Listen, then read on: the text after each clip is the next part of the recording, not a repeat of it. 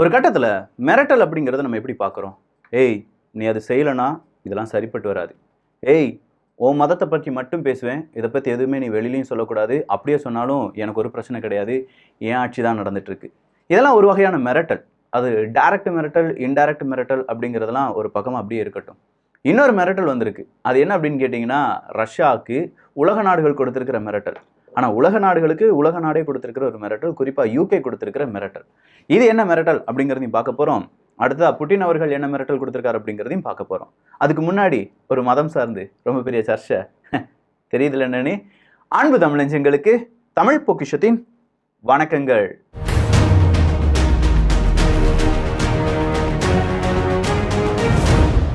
இது எந்த பூமியா வேணாலும் இருந்துட்டு போட்டோம். ஆனால் ஒரு பூமிக்குள்ள அது யாரா வேணாலும் இருந்துட்டு போட்டும், எவனா வேணாலும் இருந்துட்டு போட்டும், இந்த மதம் தான் உயர்ந்தது, இந்த மதம் தாழ்ந்தது அப்படின்னு சொல்லி ஒரு மதத்தை குறை சொல்லி இன்னொரு மதத்தை உயர்த்துவதற்கு எவனுக்கும் அதிகாரம் கிடையாது. அது பல நபர்களை புண்படுத்தி இருக்கலாம், அதுக்கான எதிர்வினைகளை பல நபர்கள் ஆற்றி இருக்கலாம், அதுக்கான எல்லா விதமான தண்டனைகளும் அவருக்கு கொடுக்கப்படும் அப்படின்னு நம்பிக்கை இருக்கு. பார்க்கலாம். அதுக்கு மேலேயும் நம்பிக்கை இல்லாத சில விஷயங்கள் நடந்துச்சுன்னா அடுத்ததாக வேற எதை செய்யலாம் அப்படிங்கிறத யோசிக்கலாம். இப்போதைக்கு நமக்கு தேவை ரஷ்யா உக்ரைன். ஏன்னா அதை பார்க்கறதுக்குலாம் வேற ஆட்கள் இருக்காங்க, செஞ்சுட்டு இருக்காங்க, அவங்களுடைய அரசியல் ஜோர் அங்கே நடந்துட்டு இருக்கு. ஸோ ரஷ்யா உக்ரைன் அப்படின்னு சொல்லும்போது இன்னைக்கு யூகே ஒரு மிக முக்கியமான அப்டேட்டை கொடுத்துருக்காங்க. அது என்ன அப்படின்னு கேட்டிங்கன்னா, வேறு ஒன்றுமே கிடையாதுப்பா. இது இன்னைக்கு உக்ரைன் ரஷ்யா பிரச்சனையை நீங்கள் பார்த்துட்டு இருக்கீங்க, அது இரண்டு நாட்டு பிரச்சனையாக பார்த்துட்டு இருக்கீங்க. சப்போஸ் இதில் ரஷ்யா ஜெயிச்சிருச்சுன்னா, உக்ரைன் தோத்துருச்சுன்னா நம்மளை இந்த யாராலையுமே காப்பாற்ற முடியாது. ஸோ உடனே நம்ம உக்ரைனுக்கு உதவ வேண்டும் அப்படிங்கிறது தான். ஸோ இது ஒரு எச்சரிக்கை அப்படின்னு கேட்டால் எச்சரிக்கை கிடையாது, ஒரு மிரட்டல். இதில் ரஷ்யாவை நீங்கள் வின் பண்ண வச்சுட்டீங்கன்னா உங்களுக்கு இவ்வளோ பெரிய பிரச்சனை இருக்குது, உடனே வாங்க, இல்லாட்டி வேறு எதுவுமே செய்ய முடியாது அப்படிங்கிறது தான் யூகேனுடைய ஒரு குரலாக இங்கே பார்க்கப்படுகிறது. ஸோ யூகேனுடைய இந்த ஒரு குரலுக்கு அடுத்ததாக லைட்னிங் ரெஸ்பான்ஸ் அப்படிங்கிறத புட்டின் அவர்கள் சொல்லியிருக்கிறார்கள். அதனடா லைட்னிங் ரெஸ்பான்ஸ் அப்படின்னு சொல்லும்போது, எங்ககிட்ட எல்லா டூலும் இருக்குது, உலக நாடுகளே எங்ககிட்ட எல்லா டூல்ஸும் இருக்குது, நீங்கள் யாருக்கு எப்படி உதவுறீங்க அப்படிங்கிறது எங்களுக்கு தெரியும். மேற்குலக நாடுகள் எப்படியெல்லாம் ரஷ்யாவுக்கு எதிராக செயல்படுகிறது, அவங்களுக்கு உதவக்கூடிய நாடுகள் யாவை அப்படிங்கிறதும் தெரியும். அவங்களுக்கு எந்த மாதிரியான முடிவுகளை எடுக்க வேண்டும் அப்படிங்கிற அந்த முடிவெல்லாம் நாங்கள் எடுத்து வச்சுட்டோம். எங்கள் டேபிளுக்கு மேலே இல்லை, எங்கள் டேபிளுக்கு மேலே உத்தரவாக இருக்குது. அதுக்கான டூல்ஸ் எங்ககிட்ட இருக்குது, வெப்பன்ஸ் எங்ககிட்ட இருக்குது. லைட்னிங் ரெஸ்பான்ஸ் அப்படின்னு சொல்கிறதுக்கான காரணம் ஒருவேளை க்ரூயிஸ் மிசைலாக இருக்கலாம், இல்லாட்டி வேறு ஏதாவது இருக்கலாம். பட் புது ரக வெப்பன்ஸ் எல்லாமே நாங்கள் தயார் நிலையில் வைத்திருக்கிறோம், மேற்குலகமே கொஞ்சம் கவனமாக இருந்துக்கோ அப்படின்னு சொல்லி புட்டின் அவர்கள் டைரக்டாகவே என்ன செஞ்சிட்டாரு, ஒரு மிரட்டல் தோணியில் மிரட்டலை விடுத்திருக்கிறார்.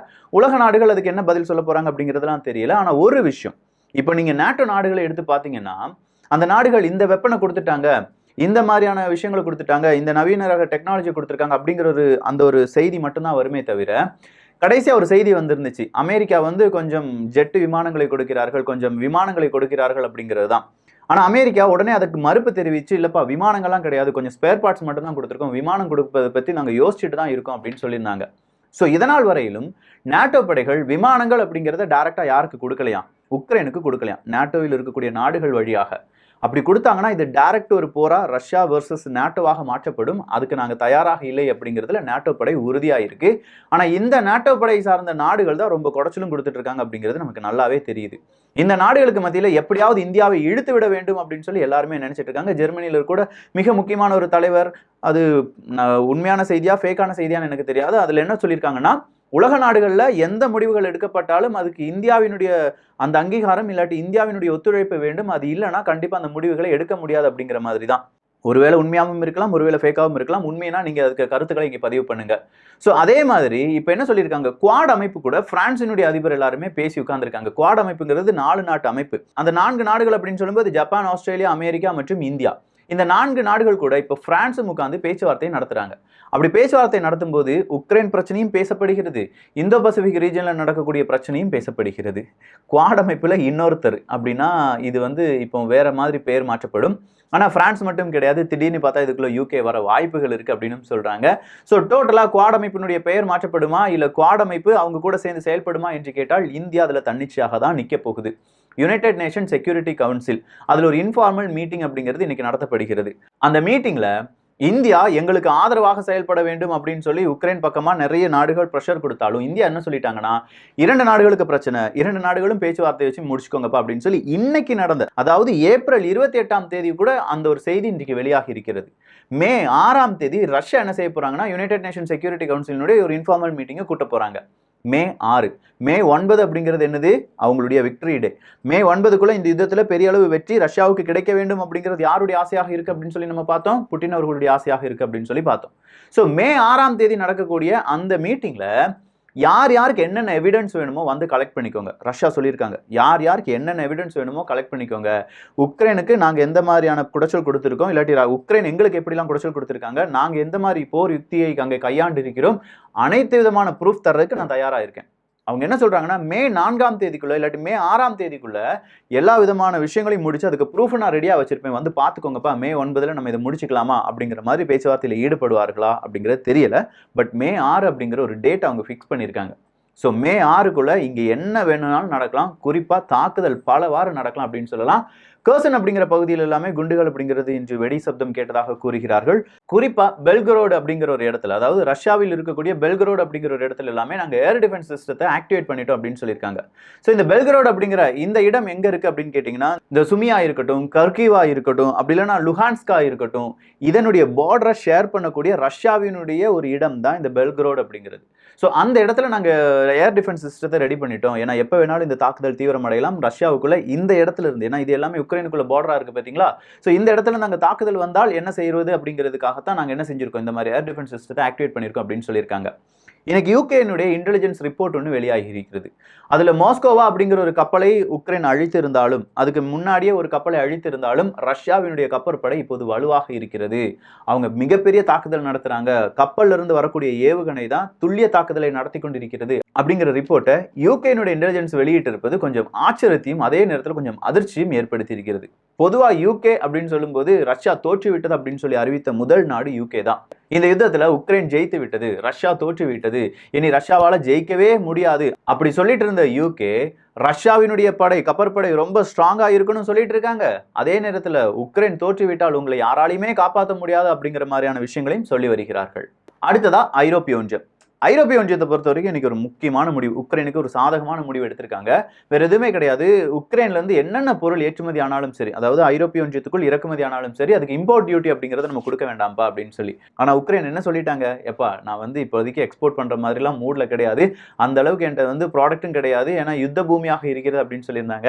ஐரோப்பிய ஒன்றியம் இப்படி ஒரு அறிவிப்பை கொடுத்திருப்பது, இருக்கிற சொத்தையும் இவங்க ஐரோப்பிய ஒன்றியத்துக்குள்ள கொடுத்துட்டாங்கன்னா உக்ரைன் என்ன சாமி செய்யும் அப்படிங்கிற மாதிரி ஒரு கேள்வியை கேட்க வைத்திருக்கிறது. அடுத்ததா ஐநா சபையினுடைய அந்த தீர்மானம் தான். ஐநா சபையினுடைய தீர்மானத்தை பொறுத்த வரைக்கும் வார் கிரைமை ரஷ்யா செஞ்சிருக்காங்க, அதுக்கான எவிடன்ஸ் எல்லாம் நாங்க கலெக்ட் பண்ணிட்டு இருக்கோம் அப்படின்னு சொல்லி ஐநா சபை ஒரு பக்கமா சொல்லிட்டு இருந்தாலும், ஐநா சபையினுடைய சீஃப் எங்க வந்திருந்தாரு, ரஷ்யாவுக்கு வந்திருந்தார். அதுக்கு முன்னாடி துருக்கிக்கு போயிருந்தாரு. இப்போ எங்க போயிருக்காரு அப்படின்னு கேட்டீங்கன்னா உக்ரைனுக்கு போயிருக்காரு. உக்ரைனுக்கு போய் எப்ப நான் ரஷ்யா கூட எல்லாம் பேச்சுவார்த்தையில் ஈடுபட்டேன், அந்த வீடியோ பாத்தீங்களா? புட்டின் அவர்கள் அங்க உட்கார்ந்துருக்காங்க, ஐநா சபையினுடைய சீஃப் இங்க உட்கார்ந்துருக்காரு. மறுபடியும் ஒரு லாங் டேபிள் வந்துருச்சு அப்படின்னு சொல்லி நிறைய பேர் ட்விட்டர்ல அந்த புகைப்படத்தையும் வீடியோவையும் ஷேர் பண்ணியிருந்தாங்க.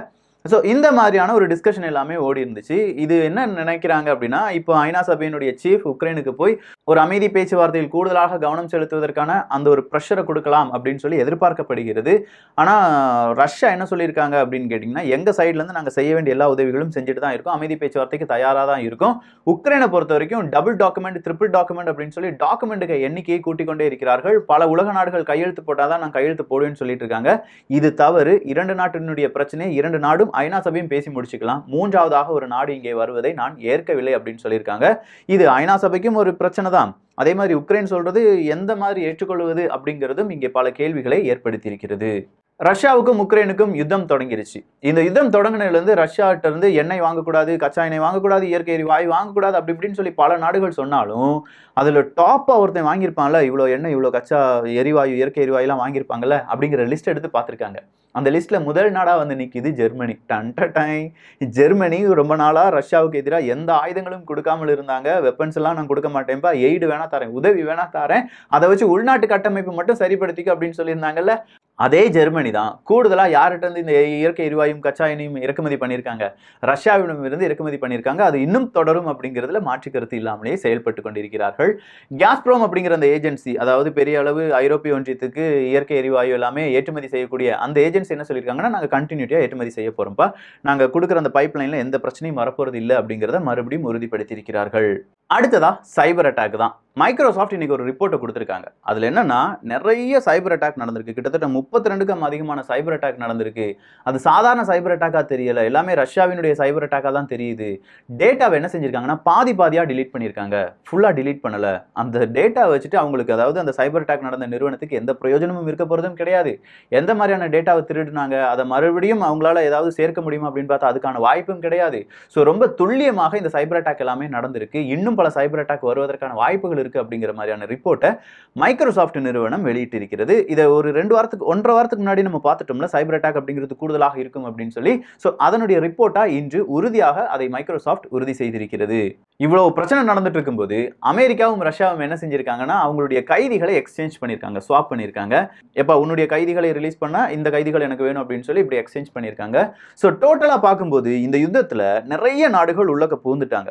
வேற வழி இருக்கா இல்லையா அப்படிங்கிறது தெரியல. அமெரிக்காவினுடைய ஒரு பிரஷர், அமெரிக்காவை பகைத்து நம்மளால எதுவுமே செய்ய முடியாது அப்படின்னு சொல்ற கொஞ்சம் நாடுகள், ரஷ்யாவை வளர விட்டுட்டோம்னா அது ஒரு பெரிய பிரச்சனையா மாறிடும் அப்படின்னு சொல்ற சில நாடுகள், இது எல்லாமே சேர்ந்து இந்த பிரச்சனையை மறுபடியும் ரொம்ப பெரிய சிக்கலாக மாற்றிக்கொண்டிருக்கிறார்கள். அதுல இந்தியாவையும் வளைக்க நினைக்கிறார்கள். இந்தியாவினுடைய பங்கு உலக நாடுகளுக்கு தேவை அப்படின்னாலும் இந்தியாவை பொறுத்த வரைக்கும் உலக நாடுகள் அமைதியாக இருக்க வேண்டும் அப்படிங்கிற ஒரு எண்ணத்துடனே செயல்பட்டு வருகிறது. ஸோ டோட்டலா இது ஒரு கண்ணாம்பூச்சி ஆட்டமா அப்படியே நீண்டு கொண்டே போகிறது. மே 6ஆம் தேதி ரஷ்யா கொடுக்க போகும் ப்ரூஃப் என்ன? யுஎன்எஸ்சியில் ரஷ்யா இந்த அளவுக்கு நான் எவிடன்ஸை தரப்போறேன் அப்படின்னு சொல்லி அறிவித்திருக்கிறார்களே, அப்படி ஒரு எவிடன்ஸ் கிடைத்தால் உலக நாடுகள் அதை நம்புமா, இல்லை அதை நிராகரிக்க போகிறார்களா? லைட்னிங் ரெஸ்பான்ஸ் அப்படின்னு சொல்லி நாங்கள் கொடுப்போம் அப்படின்னு சொல்லி ரஷ்யா சொல்லியிருக்காங்களே, அந்த லைட்னிங் ரெஸ்பான்ஸ் என்னவா இருக்கும்? புதிய ஏதாவது ஆயுதங்களை களமிறக்க போகிறார்களா, இல்லை அடுத்தடுத்த ஆயுதங்களுக்காக அடுத்தடுத்த நாடுகளை தாக்குவதற்காக ரஷ்யா தயாராகி கொண்டிருக்கிறதா? பல கேள்விகளுடன் இந்த அப்டேட் முடிஞ்சிருக்கு. ஸோ இன்னும் பல அப்டேட்ஸ்க்கு நீங்கள் செய்ய வேண்டியது என்ன அப்படின்னு கேட்டிங்கன்னா, தமிழ் பொக்ஷம் சேனலை சப்ஸ்கிரைப் பண்ணிக்கோங்க. இன்னைக்கு 28, இன்னைக்கு ஒரே ஒரு அப்டேட் தான். நாளைக்கு 29 மேக்ஸிமம் ஒரு வீடியோ நான் போடுறதுக்கு ட்ரை பண்ணுறேன். 30ஆம் தேதியிலிருந்து கண்டினியூஸாக வீடியோ எப்போதும் போல 1, 3, 4 காணொலிகள் வந்துவிடும். ஸோ இந்த ஒரு காணொலி பற்றிய உங்களுடைய கருத்துக்கள் இங்கே வரவேற்கப்படுகின்றன. எல்லோரும் தமிழ் பொக்ஷத்தில் இணைந்திருங்கள். சப்ஸ்கிரைப் பண்ணிக்கோங்க. நல்லதை பகிர்ந்து நல்ல சமுதாயத்தை உருவாக்குவோம். நன்றி, வணக்கம்.